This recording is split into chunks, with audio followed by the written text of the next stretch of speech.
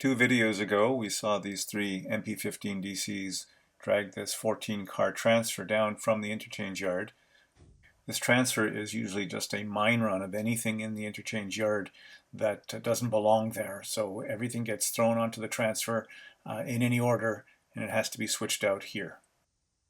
So this video is about making some sense of this jumble of cars, sorting them according to which customer siding they are destined to. There's a fair amount of switching involved, and if I was going to leave it all on one video, it would be about an hour long. So we're going to split this into two parts, and we'll watch the actual spotting of the cars on the customer sidings in the next video.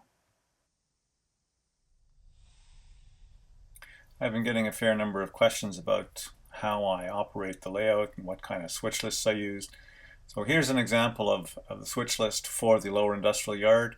It lists all the spotting locations, the customers, the type of product they usually get, the cars to be picked up, and the cars to be spotted.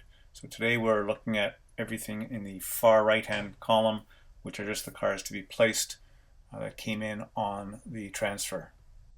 You'll note that there are also a couple of cars that are showing as coming in from hold status.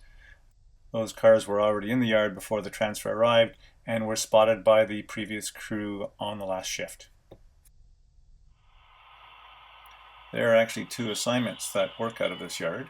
So we're going to split the transfer consist up into two groups of power, and we'll use MP15 DC number 21 to begin our work at the bottom end of the yard. The other two MP15 DCs will handle the local that runs out to the shingles plant.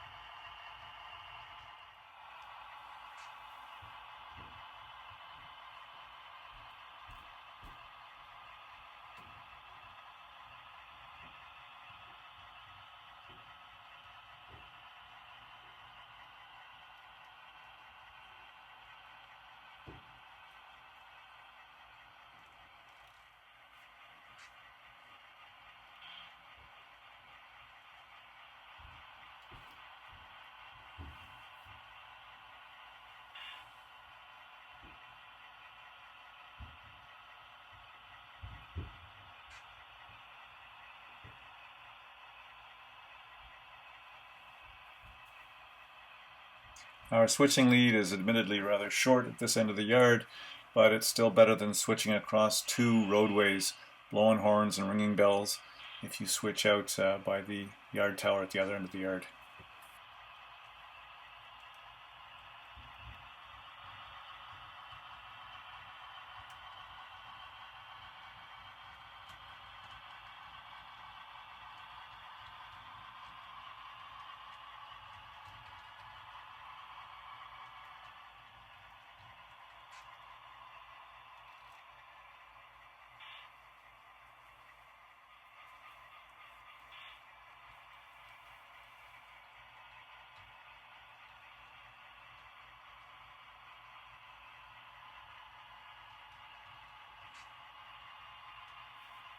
This first move is to set aside the Conrail covered hopper onto the thoroughfare track, which is where we're going to be building the local for the shingles plant.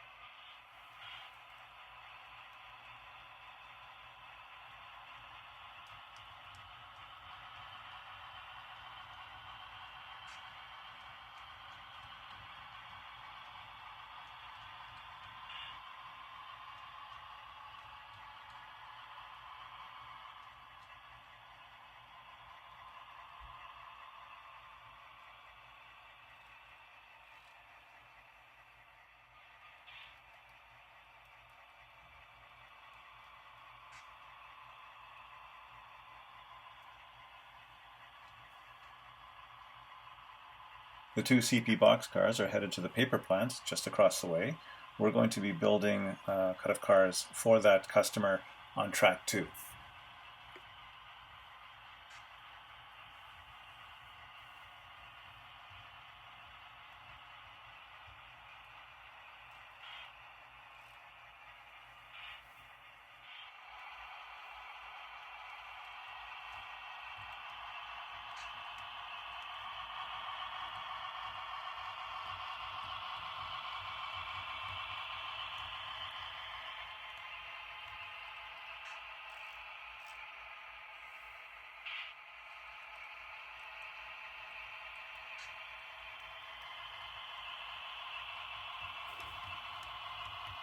And now we're heading back onto the arrival track to drag out another few cars from the transfer and continue sorting.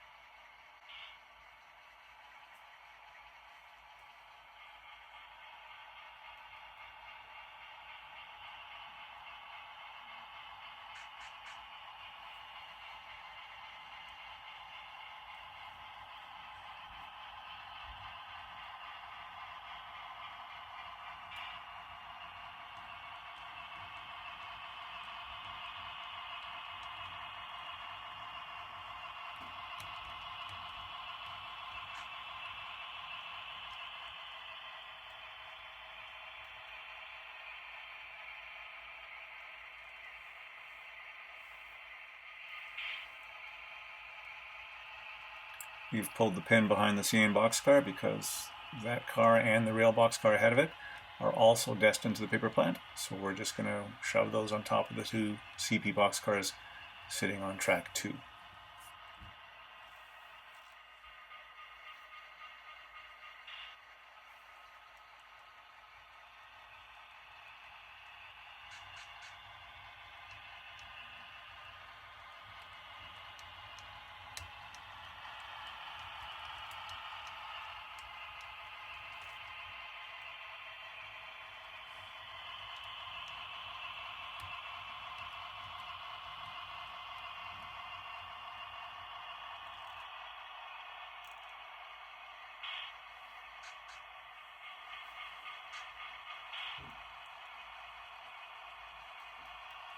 The bulkhead flat car is destined to the steel fabrication plant along the backdrop, but as there are already 2 other cars, 2 65-foot gondolas, destined to the same customer siding, there isn't room for all 3. We're going to have to shove the bulkhead flat onto our hold track, that's track number 2, where there are a number of other cars that are also constructively placed, awaiting future placement on customer sidings.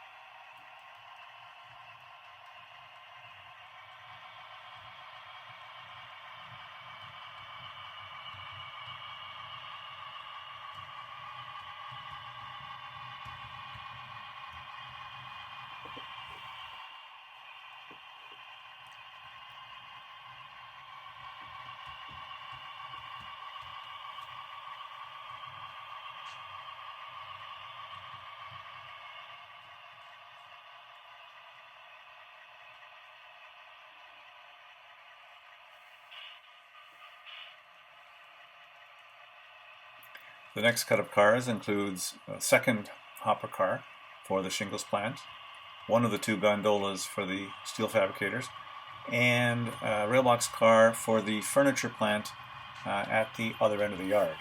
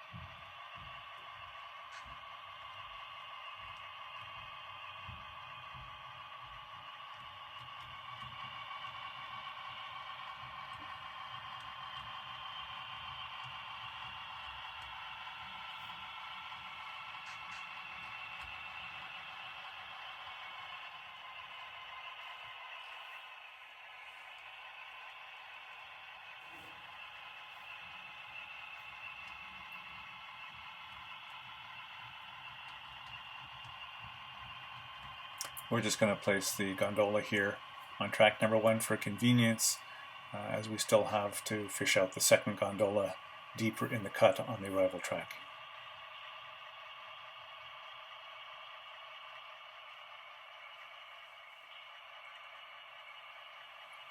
We're going to hold on to the boxcar for the furniture plant, as we don't want it to get mixed up in between other cuts of cars.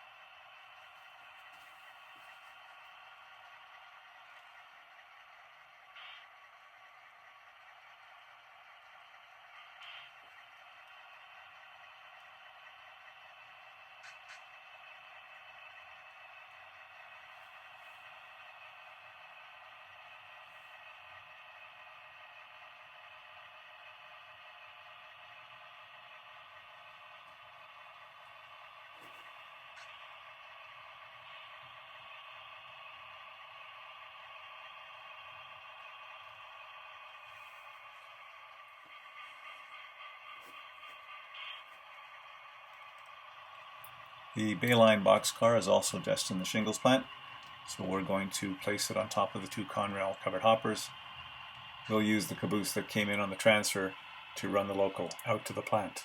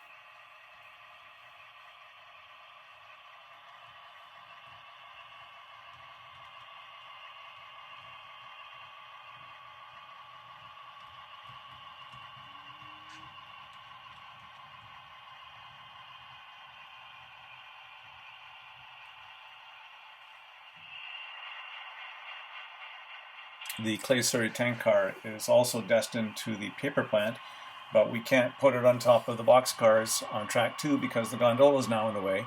So we're going to reach back in and grab the Grand Trunk hopper car and place it on track 3, which is the lead to the grain mill.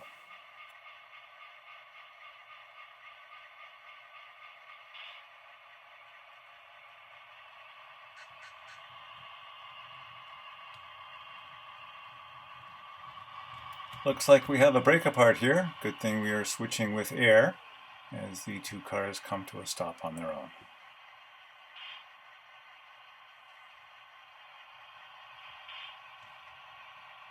One of the risks of using under-track hidden magnets is that they work too well, and sometimes when you don't want them to. The irony is that if I'd only pulled the entire consist, including the caboose, down the track, there probably would have been enough tension in the couplers that they wouldn't uncouple. I'm going to have to go back and get the gondola and caboose anyway.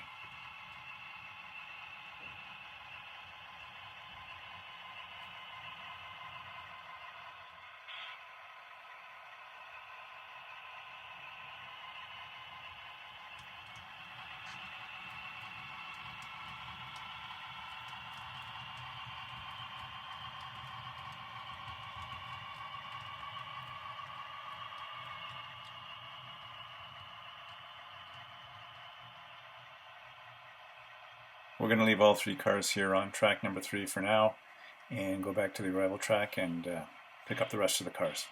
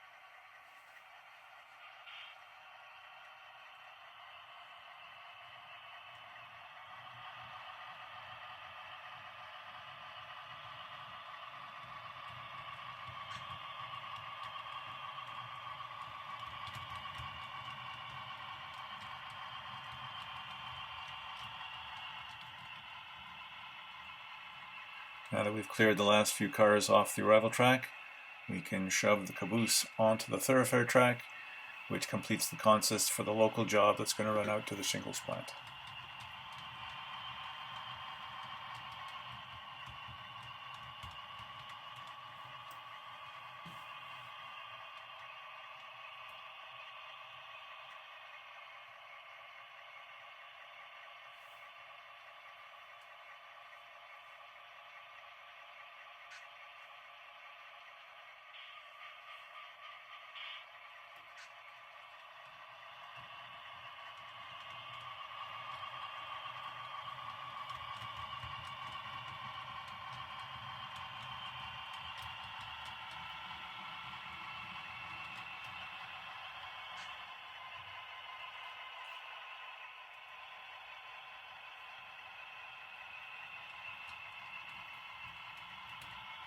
After quite a few switching moves, we finally get the two 65-foot gondolas together. We're just going to shove them in to clear and then move the tank car over behind the caboose for a runaround move that'll allow us to shove it into the bulk distribution center a little later on.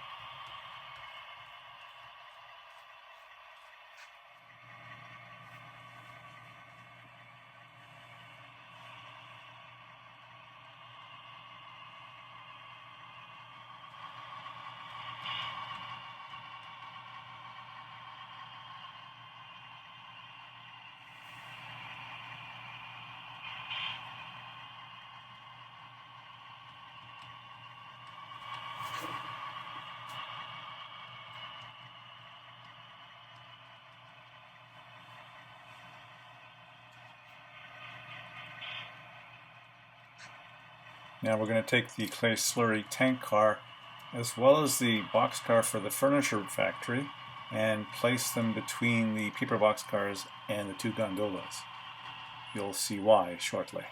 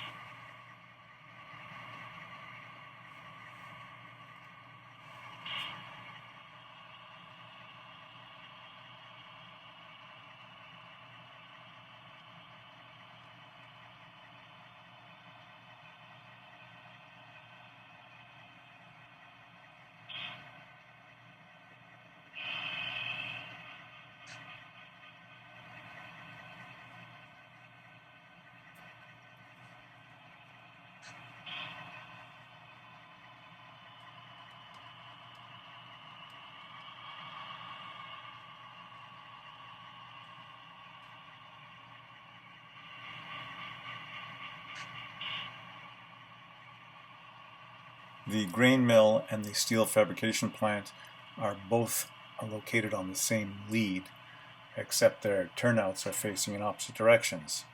So to switch them both at the same time, the locomotive has to be placed in between the two cuts of cars.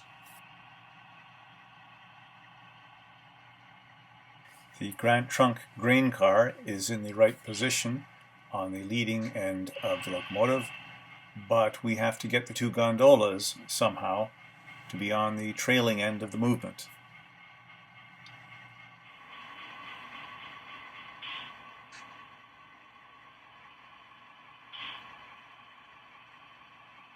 The trick is to use a double runaround.